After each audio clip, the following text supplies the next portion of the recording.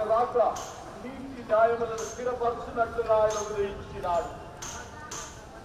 ఆయన భూమి మీద ప్రేమను సమాధానమును విస్తరింపచేసినట్లుగా నీతి న్యాయములను ఎక్కడైతే నీతి ఎక్కడైతే న్యాయం ఉండదో అక్కడ అక్రమం ఉంటుంది. హల్లెలూయా. అవును ప్రియులారా, గొర్రెల కాపరులు తమ మందలతో కూడా రాత్రి వేళ పొలంలో చలి కాచుకుంటూ ఉన్నప్పుడు దేవుడు స్వార్థమాడిన వారి ద్వారా ఆ గొర్రెల కాపరులు పంపినాడనగా రాసిన మాట ప్రజలందరికీ. ప్రియులారా, ఇది దళితులకు కాదు, ఏ దేశానికి పరిమితం కాదు, ఏ ప్రజకు పరిమితం కాదు, ఏ కులానికి పరిమితం కాదు, ప్రజలందరికీ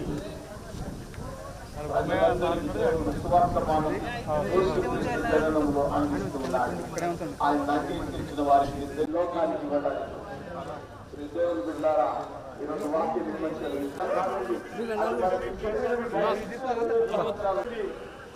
మీరు విగ్రహారాధికులై ఉండకండి, ప్రేమ అనురాగములు కలిగి ఉండండి, మీరు చిల్లంకితనము కలిగి ఉండకండి అని ప్రవేశించినప్పుడు ఆయన మాట వినాలన్నాడు దేవుడు. ఇప్పుడు అదే దేవుడు అంటున్నాడు, యేసు ప్రభువు చేసి ఇంగిన మాట మీరు వినబడాలి.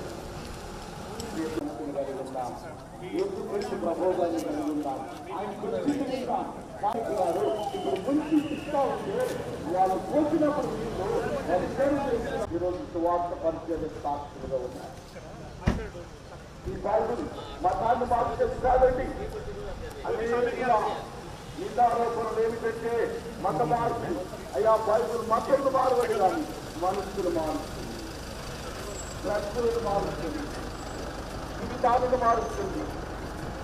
ఆ మార్పు నీకు నాకు అంగీకారమైతే దేవుడికి వందనాలు. ఎంతమంది మారాలని పేర్కొంటున్నారు.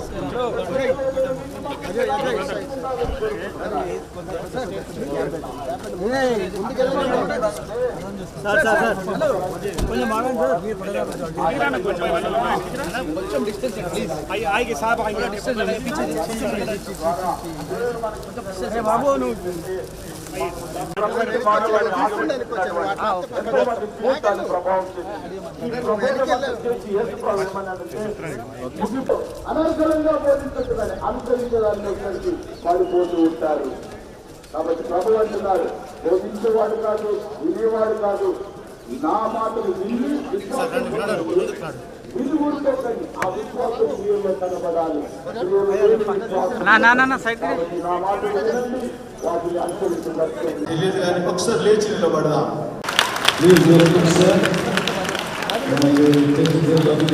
సాగరంగా ఆహ్వానిస్తూ ఉన్నాం. దేవుడు మిమ్మల్ని దీవించుగాక.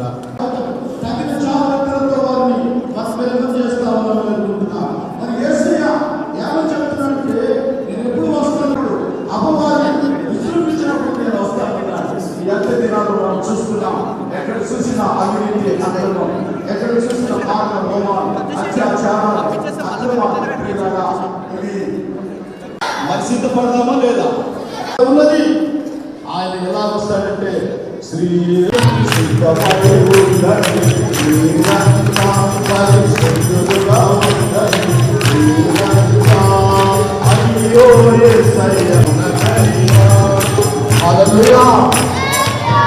మొదటిసారి బాధ చేసుకున్న వారిని తిట్టలేదు.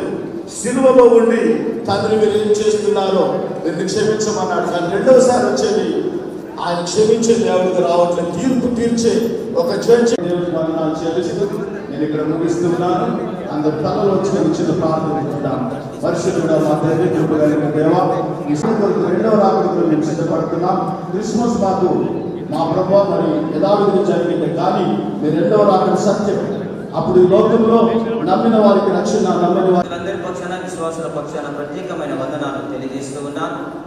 మరి లేచినబడి ఉంటుండగా అపోస్తల విశ్వాస ప్రమాణం చెప్పుకొని సర్వశక్తి గల దేవుని నిమిత్తం మన విశ్వాసాన్ని స్థిరపరుచుకుందాం. దయచేసి అందరూ లేచినబడదాం. పరలోక భూలోకముల సృష్టికర్తయకు సర్వశక్తి గల తండ్రి నా దేవుని నమ్ముచున్నాను. ఆయన అద్వితీయ కుమారుడును మన ప్రభు అయిన యేసుక్రీస్తుని నమ్ముచున్నాను. ఈయన పరిశుద్ధాత్మ వలన కన్యకు మరియా గర్భమున ధరింపబడి ఆమెకు మృతులకు తీర్పు తీర్చడానికి ఒక్కడి నుండి ఆయన వచ్చును. పరిశుద్ధాత్మను నమ్ముచున్నాను. పరిశుద్ధ సార్వత్రిక సంఘమును, పరిశుద్ధుల సహవాసమును, పాప శరీర పునరుత్థానము నిత్య జీవమును నమ్ముచున్నాను. ఆమేన్. దయచేసి సంఘమంతా కూడా కూర్చోవచ్చునిగా మనవి చేస్తూ ఉన్నాను.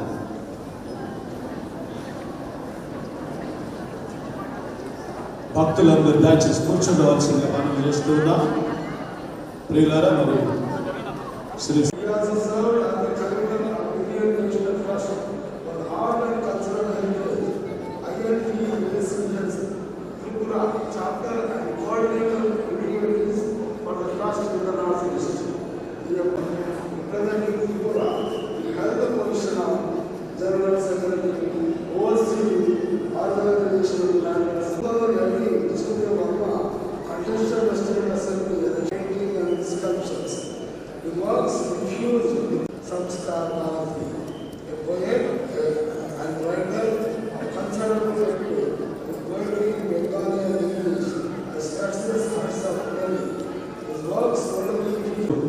కెచ్చదులోని పండుగ వాతావరణానికి కారణం మీరే. మరి మీరు ప్రజలో ఉంటున్నటువంటి ప్రభువా, మరి సమీపంగా చేసినందుకు వందనాలు. వారితో పాటు చేసినటువంటి మా ప్రభువా, మరి గౌరవ ఎమ్మెల్యే గారు డాక్టర్ గోవిందరావు గారి కొరకులు, ఆఫీసర్స్ ఆఫ్ ద రాజకీయ మా ప్రభువా, మరి నాయకుల కొరకు, నాయకురాల కొరకులు, ప్రజాప్రభుత్వం మంత్రుల కొరకు మీరు ఆశీర్వదించండి. మా ప్రభువా, వారి యొక్క పాలనలో ఈ రాష్ట్రం వారి నాయకత్వంలో దీవించమని నేను ప్రార్థిస్తున్నాం. ఈ మెల్లటి మహాదేవాలయం కొరకు వారు చేసిన ప్రభుత్వ యంత్రాంగం, ప్రైవేట్ ప్రభావం, కర్షక వారి కృప దయచేయండి. గవర్నర్ గారికి వచ్చిన వారు